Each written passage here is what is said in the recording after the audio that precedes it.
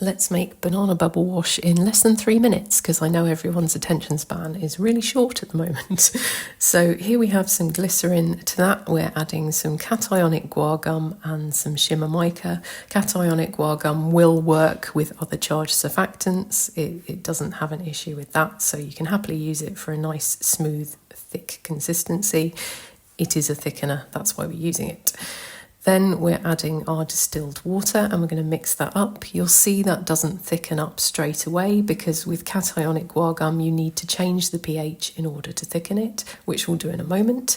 For now, because this is a banana bubble bath, we are going to make it yellow, so I'm adding some yellow water-soluble dye. Once we've stirred that in and got a uniform colour, we're going to adjust the pH by using some aloe vera juice, which has a low pH but is also nice and soothing, so it'll add to this bubble bath. Mix that in and you'll see we have this lovely thick consistency.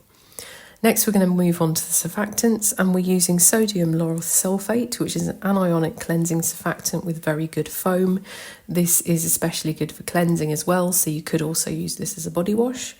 We're adding cocamidal propylbutane, which is an amphoteric surfactant that will help viscosity and increase bubbles, and it also helps counter any irritancy from the sodium lauryl sulfate. It's important to balance your surfactants for this reason. And then we're using caprylyl glucoside, which is a non-ionic surfactant that increases lather and foam, and it'll also help to solubilize your fragrance oil. So mix that up. You'll see it goes really thick to start with and then it thins out a little bit. Add your fragrance oil. Depending where you get your fragrance oil from, this may thin out your body wash, but for me it seems to have made it the perfect consistency. We also had in with the fragrance oil some preservative. I've used Saligard PCG, but you could use preservative eco if you wanted. You just need to adjust the percentage. I then checked the pH. It was a little bit high, so I've added a 50-50 citric acid water solution to bring it down just a little bit, and we've got it to just over 4.5, which is perfect. That's a lovely range for this bubble bath. So that's it made. Let's give it a foam test. It's a bit hard to do in a sink because there's not much surface area, so you will get more bubbles than this if you have a bath.